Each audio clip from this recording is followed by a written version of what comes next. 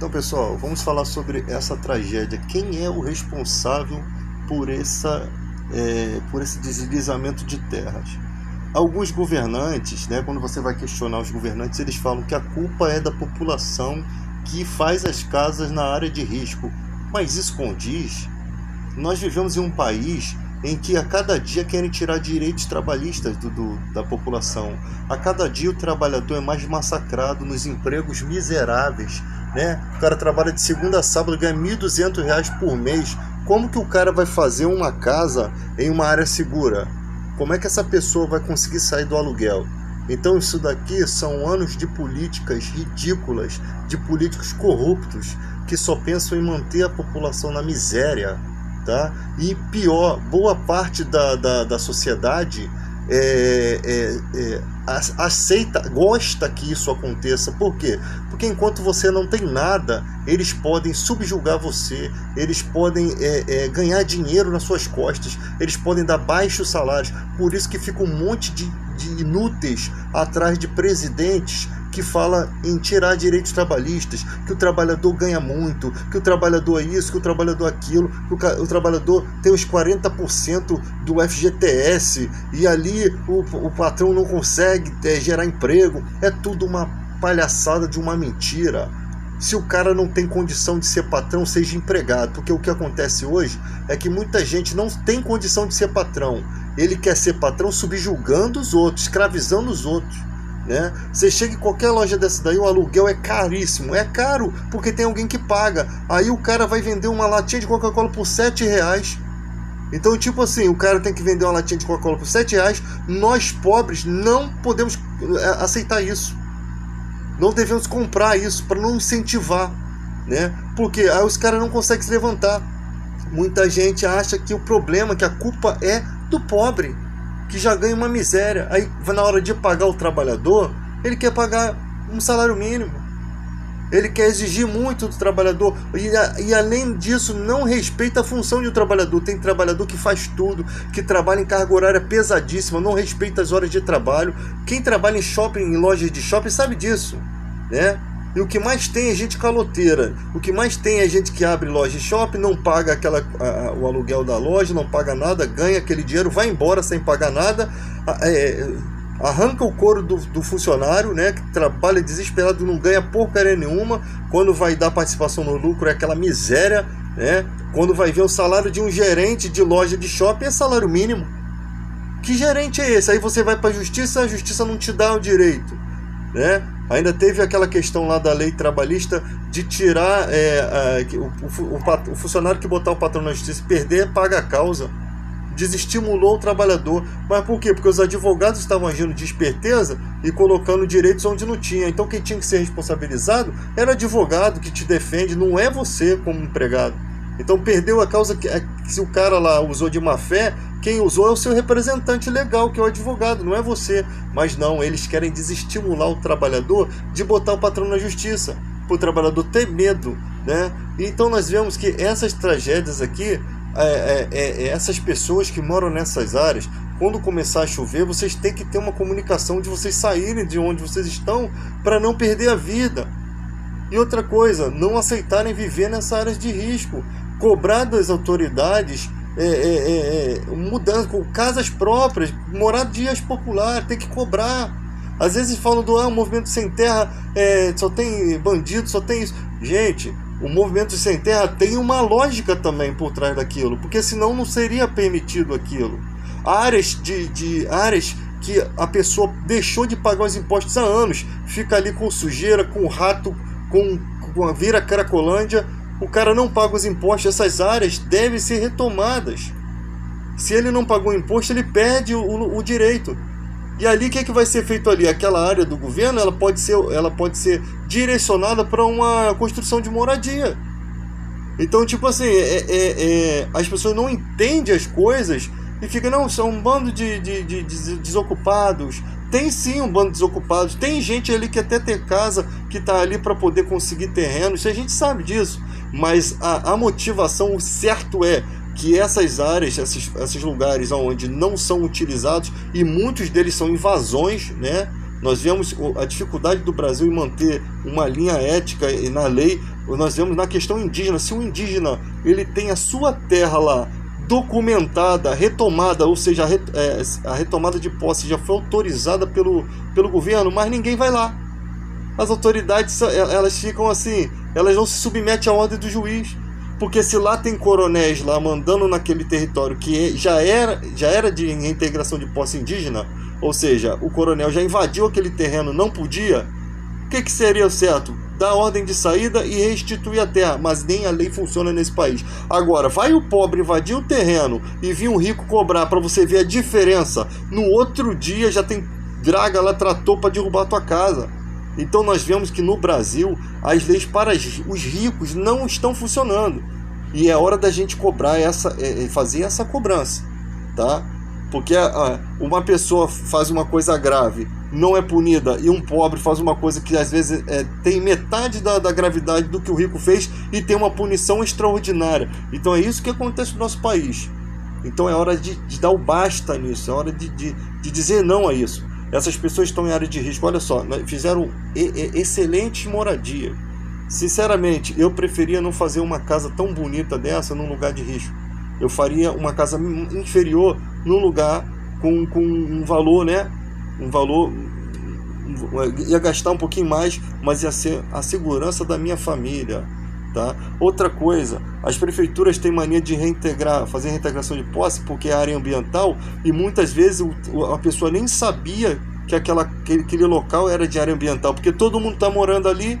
Ou seja, de uma hora para outra eles decidem dar um choque de ordem. Aí passa com um trator em cima da casa, igual na época do Eduardo Paes, passou numa casa da mulher que morava há quase 50 anos lá, a mulher ainda deficiente. E ninguém falou nada. Eu não vi a população defender essa mulher, eu não vi a população ir pra rua para defender aquela pessoa.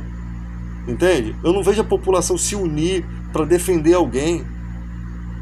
Na época lá dos jogos de futebol, quem falasse contra o Temer era preso. Por que a população toda não aceitou ser presa? Por que a população toda não foi para cima? Esse é o problema do Brasil. Não é um por todos e todos por um. É cada um por si. É cada um por si. Tem que ser um por todos e todos por um.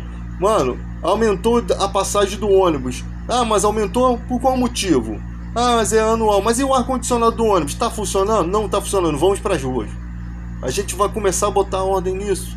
Vai ter uma hora que o caos, não é para o caos tomar conta de destruir as coisas, mas é o Brasil parar por coisas que têm alguma significância e não parar por coisas que não tem significado nenhum, tá? Então, tipo assim, olha a questão que nós estamos vendo hoje. O trem, por exemplo, olha o valor do trem. Aí, para você pagar uma passagem inferior, você tem que enfrentar uma fila enorme. É sempre botando o brasileiro numa fila. A vida do Brasil, o brasileiro já nasce na fila do hospital.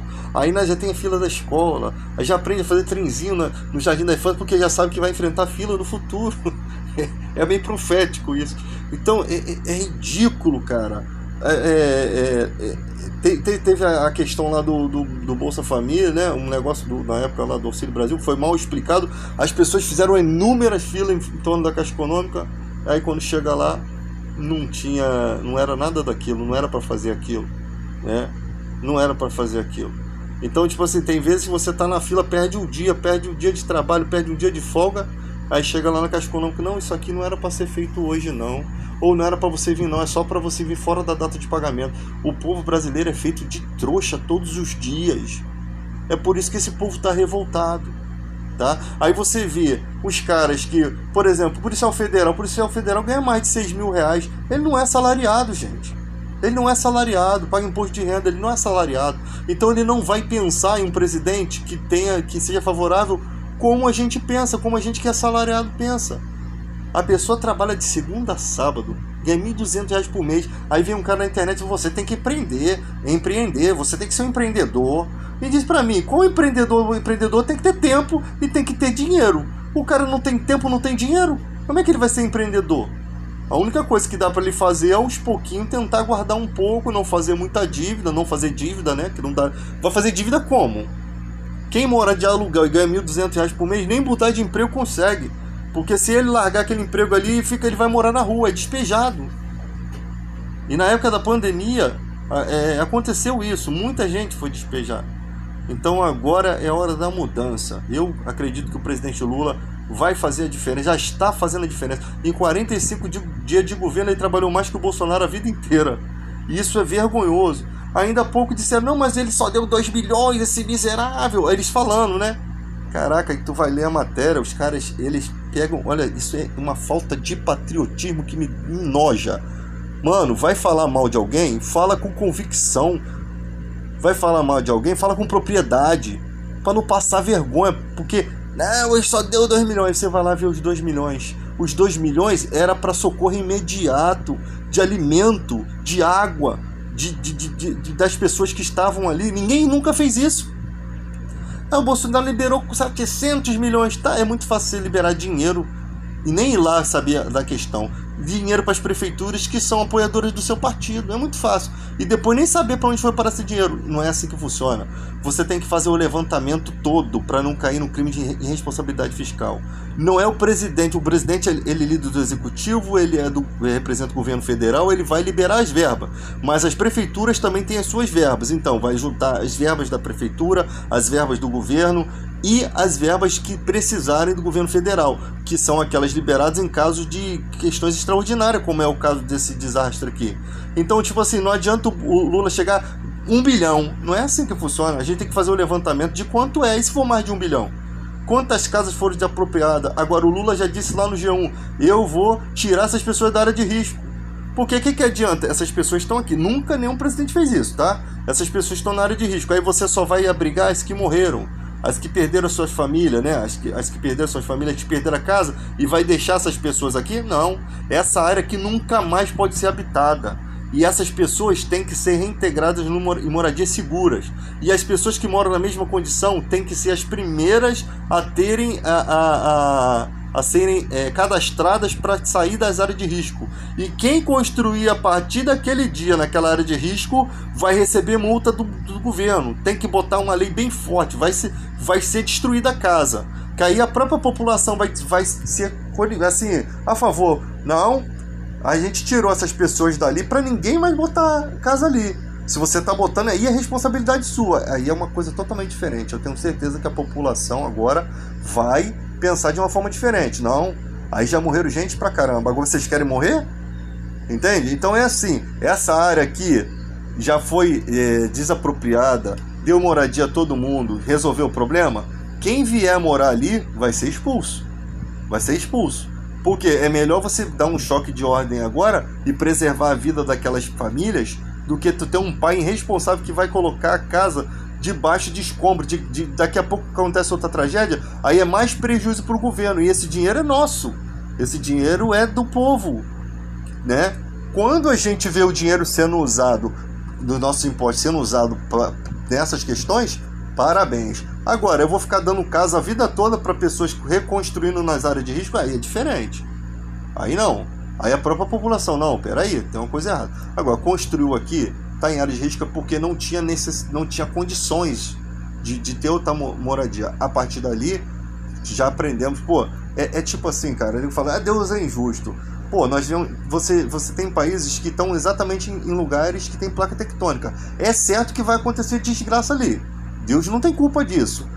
Aí fazem as casas. Pô, as casas hoje em dia tem tecnologia para se fazer casa resistente a terremoto, com toda a segurança. O que o presidente do país, os governantes fazem? Vista grossa, os caras constroem as casas de qualquer maneira, vem aquele terremoto que já está previsto, acontece aquela desgraça e Deus que leva a culpa. É isso que acontece, cara. O ser humano é super alienado. Não, Deus é culpado. Não, o culpado é o maldito do ser humano. Que é sempre quando acontece a desgraça na vida de um, é sempre culpa de Deus. Aí quando Deus dá livramento, por que não livrou os outros? Cara, Deus deu livramento. Pelo menos alguém se safou. E os outros? Os outros, Deus tem poder de vida eterna. Deus tem poder além da morte. Então, tipo assim, poderia ter salvo? Poderia, mas a desgraça é o ser humano, com um coração sujo, que coloca a vida do outro em risco. O que Deus tem a ver com isso? É isso que as pessoas não entendem nesses critérios. Olha a personalidade de Cristo. A Bíblia fala que ele é a expressão exata de Deus. Ele é amor. Os discípulos viram a glória dele como do unigênito do Pai. do unigênito do Pai, viram a glória dele como um homem bom. É isso que é representatividade de Deus. Ah, mas Deus fez isso, fez aquilo no Antigo Testamento. Gente, a Bíblia fala que Deus é amor, que Deus é justo, que dele não há treva nenhuma. Então a gente tem que observar, eu tenho que olhar o quê? A representatividade de Cristo em relação a Deus é de um ser bom. Se tem alguma coisa acontecendo aí, eu tenho que desconfiar, porque Deus é justo, Deus é bom.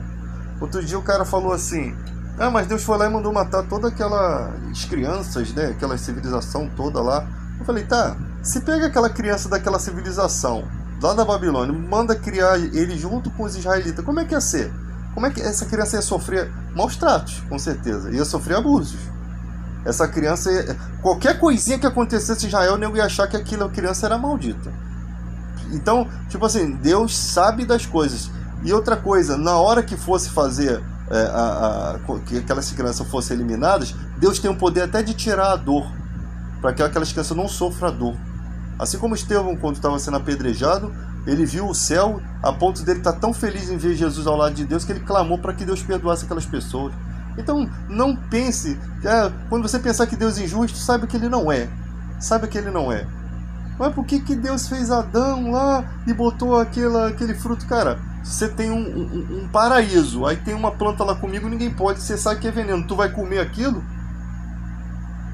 O paraíso é todo para você viver, aí você vai comer logo aquilo que você sabe que é venenoso? Então o ser humano, ele tem uma visão totalmente deturpada de Deus e depois ainda quer atribuir culpa ao Criador.